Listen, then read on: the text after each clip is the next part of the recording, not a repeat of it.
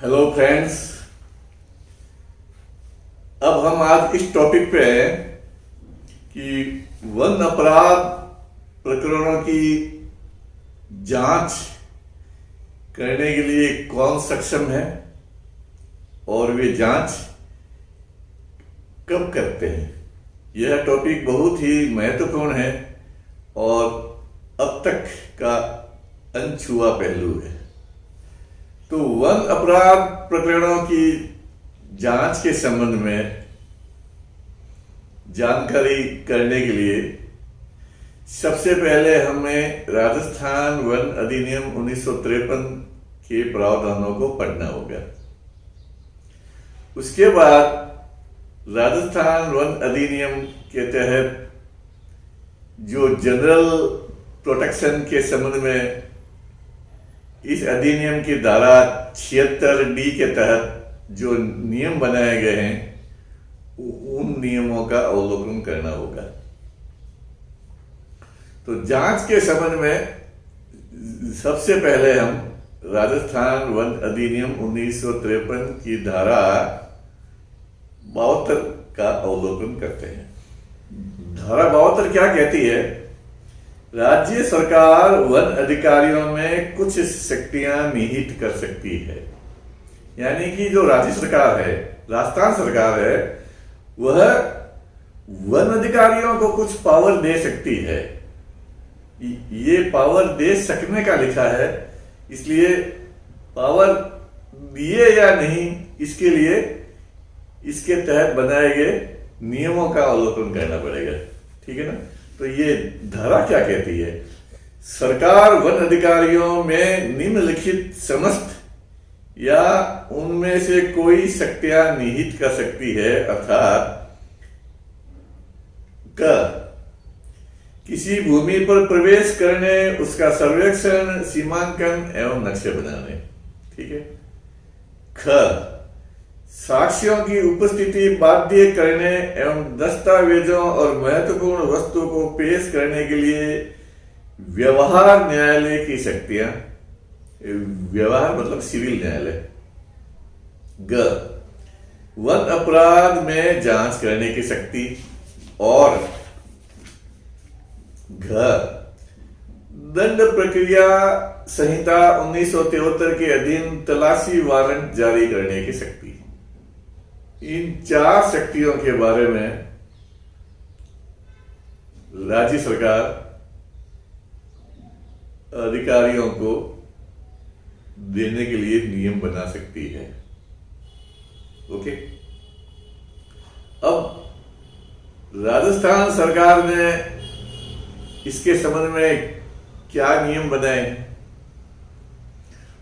उसके लिए हमें वापस दी राजस्थान फॉरेस्ट मैनुअल वॉल्यूम 2 1959 और इसके बाद इसमें दिए गए प्रावधानों को एज इट इज वॉल्यूम 2013 में भी अंकित किया हुआ है। ये इनमें जो प्रावधान है उनका अवलोकन करना पड़ेगा। ये प्रावधान क्या कहते हैं?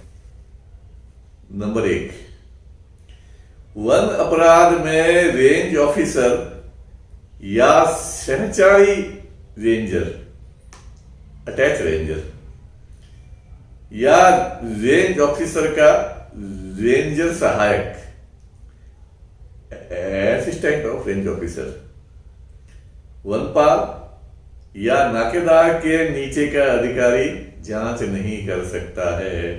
तो स्पष्ट है कि वन रक्षक वन अपराध के मामले की जांच नहीं कर सकता है। नंबर 2, जांच पूरी हो जाने पर डिविजनल फॉरेस्ट ऑफिसर की पूर्व स्वीकृति के बिना आगे जांच नहीं की जा सकती है। एक बार जांच पूरी हो गई, फिर वो कुछ सोचता है कि इसकी जांच ये वापिस करवाई जाए, ये पुनः जांच करवाई जाए, तो डीओफओ की पूर्व स्वीकृति के बिना ये आगे जांच नहीं हो सकती है। और ऐसी आगे जांच रेंजर के नीचे के अधिकारी को नहीं सौंपी जा सकती है। यदि वन अपराध उसकी रिपोर्ट दिनांक से 3 महीने या अधिक अवधि पूर्व घटित हुआ है तो उसकी आगे जांच डिविजनल फॉरेस्ट ऑफिसर स्वयं नहीं करेगा। स्पष्ट है कि वन अपराध जिस दिन घटित हुआ उसके 3 महीने बाद किसी ने रिपोर्ट की है तो उसकी जांच जो है डीएफओ स्वयं करेगा। नंबर 3, एक वन रक्षक वन अपराध के होने का पता लगाता है तो पता लगाने के 48 घंटों के अंदर नजदीकतम रेंज ऑफिसर या सहायक रेंज ऑफिसर जो जांच करने के लिए उक्त बिंदु संख्या 1 में अधिकर्ता को रिपोर्ट करेगा। यदि फॉरेस्ट गार्ड कोई अपराध का पता लगाता है तो स्पष्ट है कि फॉरेस्ट गार्ड को जांच करने का अधिकार नहीं है, तो उस फॉरेस्ट गार्ड को चाहिए कि 48 घंटे के अंदर उसके जो नजदीकतम नाकेदार, वनपाल, रेंज असिस्टेंट, अटैच रेंजर या रेंजर या उससे ऊपर के अधिकारी को वो रिपोर्ट करेगा, तब ऊपर वाला अधिकारी इसकी जांच कर सकेगा। नंबर 4, रेंज ऑफिसर या रेंज ऑफिसर का सहायक जल्दी से जल्दी जांच पूरी करेंगे। यदि रेंज ऑफिसर जांच कर रहे हैं तो वे 1 महीने में जांच पूरी करेंगे और यदि उनके कोई असिस्टेंट जांच कर रहा है तो वो 15 दिनों में वो जांच पूरी करेंगे। इसके लिए ये इस अवधि के लिए ये जरूरी है कि आरोपी की उपस्थिति होना आवश्यक नहीं हो, वैसे मामले में ये अवधि तय की गई है और यह जांच 3 महीनों से अधिक समय तक देरी से नहीं हो सकती है। 3 महीनों के अंदर जांच पूरी करनी होगी। यदि सही कारण हो तो डीओ उसे एक्सटेंड करने की परमिशन दे सकता है। जांच पूरी होने पर बिंदु संख्या 7 और 8 के अनुसार कार्रवाई पेश की जाएगी। ओके, ये जांच 3 महीनों के अंदर पूरी करनी होगी और यदि 3 महीनों से अधिक समय लगता है तो डीओ से इसकी परमिशन लेनी पड़ेगी और ये जांच पूरी होने पर बिंदु संख्या 7 और 8 के अनुसार डीएफओ को पेश की जानी चाहिए। 7 और 8 बिंदु क्या है वो हम आपको आगे बताएंगे। पहले बिंदु संख्या 6 के बारे में जान लेते हैं। बिंदु संख्या 6, धारा 64 में दिए गए अधिकार के तहत किसी व्यक्ति को जब तक गिरफ्तार नहीं किया जाएगा तब तक यदि उसका स्थायी पता नहीं हो और वो फरार होने का अंदेशा हो। जांच करते समय यदि आरोपी को अरेस्ट करना है, यदि आरोपी को गिरफ्तार करना है तो उस आरोपी को तब तक गिरफ्तार नहीं किया सकता है जब तक ये स्पष्ट हो जाए कि ये आरोपी बाद में फरार हो सकता है या इसका कोई स्थायी पता नहीं है। तो ऐसे मामलों में आरोपी को जांच करने वाला गिरफ्तार करता है और उस गिरफ्तार किए गए व्यक्ति को फिर वो मजिस्ट्रेट के सामने ही पेश करेगा। जबकि वन अपराध के पकड़ने के बाद जिसको गिरफ्तार किया था उसको बॉन्ड पे छोड़ने का प्रावधान है। लेकिन जांच के दौरान किसी व्यक्ति को गिरफ्तार करना हो तो वह गिरफ्तारी उसी समय होती जब वो उस आदमी का स्थायी पता नहीं हो या उसका फरार होने का अंदेशा हो, तो ऐसे में उसको बॉन्ड पे नहीं छोड़ा सकता और उसको मजिस्ट्रेट के सामने ही पेश करना पड़ता है। अब आते हैं बिंदु नंबर 7, यदि जांच अधिकारी को केस कंपाउंड करने का अधिकार है तो वह केस कंपाउंड करके डीएफओ को सूचना दे देगा। अब जांच पूरी होने के बाद में जो पहली चीज होती है वो होता है केस कंपाउंड। इसमें स्पष्ट है कि जो कंपाउंडेबल केस होते हैं ना तो वो उनमें यदि आरोपी केस कंपाउंड करना चाहता है ना तो केस को कंपाउंड ही किया जाता है। यदि आरोपी केस कंपाउंड करना नहीं चाहे या वह कंपाउंड राशि जमा करवाने में सक्षम नहीं हो या जमा नहीं करवाना चाहता हो तो उस केस का परिवार न्यायालय में जाता है। तो यदि जांचकर्ता स्वयं यदि केस कंपाउंड करने के लिए अधिकृत है तो वो आरोपी के प्रार्थना पत्र पर केस कंपाउंड करके उसकी रिपोर्ट डीएफओ को भेजते हैं। नंबर 8 क्या कहता है कि जांच अधिकारी को केस कंपाउंड करने के पावर नहीं है तो आरोपी केस कंपाउंड करने व हाजिर होने से मना करता है या निर्धारित अवधि में जांच पूरी नहीं होती है तो जांच अधिकारी निर्धारित मार्ग से अपनी जांच कार्रवाई को डीओ को भेज देगा और इस प्रकार से जांच कागजात प्राप्त होने पर डीओ को उचित आदेश जारी करेगा। यदि जो जांच कर रहा है उसको केस कंपाउंड करने की पावर नहीं है, या आरोपी केस कंपाउंड करना नहीं चाहता है, या वो 3 महीनों में जांच पूरी नहीं होती है, तो वो जांच अधिकारी अपनी जांच के संपूर्ण कागजात को डीओ के पास जो थ्रू प्रॉपर चैनल भेज देगा और डीओ उसके ऊपर उचित आदेश जारी करेंगे। तो ये बिंदु 7 और 8 के तहत ये बिंदु 7 और 8 के अनुसार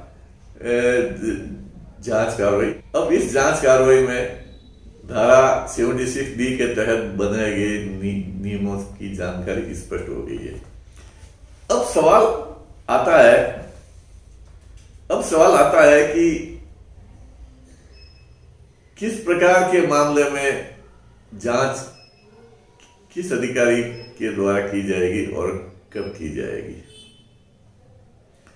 तो राजस्थान वन अधिनियम 1953 की धारा 52(2) के तहत मैंने पहले की वीडियो में अभी बताया है, वन अपराध घटित होने पर जो मौके पर वन अपराध का पता लगाता है और वन उपज और वन अपराध में प्रयुक्त हुई संपत्ति को जब्त करता है, तो वह उस जब्त संपत्ति को अधिग्रहण की कार्रवाई करने के लिए सक्षम अधिकारी जो प्राधिकृत अधिकारी सहायक वन संरक्षक है, हमारे राजस्थान में सहायक वन संरक्षक को प्राधिकृत अधिकारी बनाया गया है, के समक्ष वह जब्त सामग्री पेश करेगा, या यदि किसी कारण से जब्त सामग्री पेश नहीं हो पाती है तो वो जब्ती की रिपोर्ट सहायक वन संरक्षक को पेश करेगा जल्दी से जल्दी।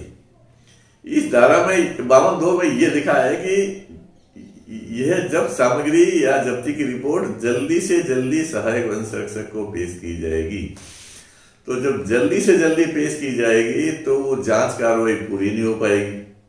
जांच में क्या होता है, जांच में फैक्ट्स को इकट्ठा किया जाता है, सुसंगत तथ्यों को इकट्ठा किया जाता है, जिसमें मौके की कार्रवाई भी होती है और गवाहों के बयान या जांच से संबंधित दस्तावेज इकट्ठा करना, ये काम होता है। तो मौके की कार्रवाई तो वन अपराध पकड़ने वाला जो वन अधिकारी होता है वो कर देता है। अब इसके बाद दस्तावेजों को इकट्ठा करने और गवाहों को बयान लेने की कार्रवाई जांच अधिकारी को करनी होती है। तो इस कार्रवाई करने में समय लगता है।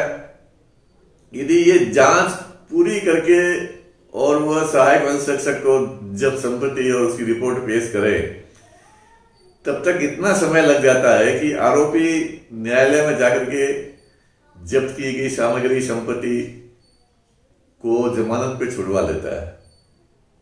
और धारा 52(ग) यह कहती है कि यदि न्यायालय के पास प्राधिकृत अधिकारी की सूचना पहुंच जाए कि वह अधिग्रहण की कार्रवाइयां कर रहा है, तो न्यायालय उस मामले में जब संपत्ति को किसी को कब्जे में देने, परिधान करने, छोड़ने का आदेश जारी नहीं कर सकता है। तो हमें चाहिए कि जो संपत्ति जब्त की गई है उसकी जमानत न्यायालय से न हो। तो उसकी जमानत न्यायालय से न हो तो इसके लिए जरूरी है कि जब्त करता अधिकारी जल्दी से जल्दी उस संपत्ति को सहायक वन संरक्षक के सामने पेश करे, और वो जल्दी से जल्दी पेश करेगा तो वो उस प्रकरण की जांच नहीं कर पाएगा। तो ऐसे मामले में जांच को कौन करेगा और कब करेगा और इसका परिवार कैसे पेश होगा, यह बिंदु समझना जरूरी है। तो मैंने पहले यह बताया कि वन अधिनियम की धारा 76 जो डी है उसके तहत बनाए गए नियमों के अनुसार सहायक वन संरक्षक जांच करने के लिए सक्षम अधिकारी है।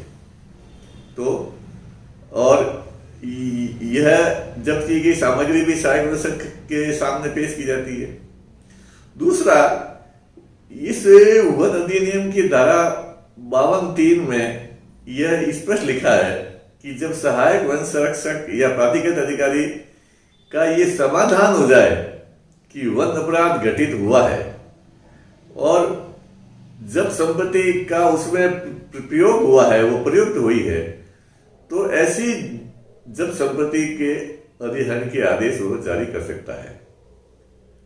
तो सहायक वन संरक्षक का यह समाधान कब होगा कि जो जब संपत्ति उसके सामने पेश की गई है या जो रिपोर्ट उसके सामने पेश की गई है, वो उस मामले में वन अपराध घटित हुआ है और जब संपत्ति का प्रयोग हुआ है वन अपराध में, तो इस समाधान करने के लिए सहायक वन संरक्षक को जांच करनी पड़ती है। जांच करने के बाद ही वह इस नतीजे में पहुंच सकता है कि जब संपत्ति का वन अपराध में प्रयोग हुआ है, तो इसकी जांच सहायक वन संरक्षक ही करेगा। ऐसे मामलों में जांच सहायक वन संरक्षक ही करेगा, क्योंकि सहायक वन संरक्षक को जांच करने का अधिकार भी है और धारा 76D के तहत बनाए गए नियमों में सहायक वन संरक्षक को गवाहों को बुलाने के लिए सिविल न्यायालय के भी पावर है और यहां तक कि जो गवाह बुलाए जाते हैं उनके खाने खर्चे की राशि भी डीएफओ द्वारा उसको पे करने का प्रावधान है। तो सहायक वन संरक्षक के पास जब अधिहरण की कार्रवाई के लिए जब संपत्ति पेश होती है या जब संपत्ति की रिपोर्ट पेश होती है, तो सहायक वन संरक्षक उस मामले की धारा 72 के अनुसार बनाए गए नियमों के तहत दी गई शक्ति के तहत वह जांच कार्रवाई पूरी करेगा और अपना अधिहरण का आदेश जारी करेगा। इसके पश्चात आरोपी को सजा दिलाने के लिए सहायक वन संरक्षक ही उसका परिवाद न्यायालय में पेश करेगा। वो कब पेश करेगा? जब उसका अधिहरण के संबंधित आदेश हो जाए। यदि सहायक वन संरक्षक का ये समाधान हो जाए कि वन अपराध घटित नहीं हुआ है और जब संपत्ति इसमें यूज में नहीं आई है, तो वह अधिहरण का आदेश जारी नहीं करेगा और वह जांच डीएफओ को भेज देगा। फिर डीएफओ उसके ऊपर आगे निर्णय लेगा। तो पहला तो वो उस मामलों में जांच सहायक वन संरक्षक ही करेगा जिस मामले में जब संपत्ति उसके पास अधिहरण करने हेतु पेश होती है। दूसरी जांच कि जब वन उपज सरकारी वन उपज है और आरोपी अज्ञात है और अज्ञात के नाम से पीओआर काटी है, तो वह रिपोर्ट जब्त करता अपने उच्च अधिकारी को देगा। यदि जब्त करता गार्ड है तो वो सहायक वनपाल या वनपाल को देगा ही। यदि जब्त करता है वनपाल है तो अपनी रिपोर्ट है रेंजर को देगा। तो वह उच्च स्तर का अधिकारी रिपोर्ट प्राप्त होने पर उस प्रकरण की जांच करेगा और उसमें जांच में समस्त कार्रवाई करेगा जो धारा 72 के तहत बनाए गए नियमों में अंकित है और वह आरोपी का पता लगाने की कोशिश करेगा और जांच करने के पश्चात उसके जो भी फाइंडिंग्स आते हैं वो फाइंडिंग्स वो डीएफओ को देगा और डीएफओ के आदेश के ऊपर वह उस केस का परिवाद न्यायालय में पेश करेगा। और तीसरा मामला वो होता है कि जब जब्त करता अधिकारी स्वयं ही जांच करेगा और उसका परिवाद न्यायालय में पेश करेगा।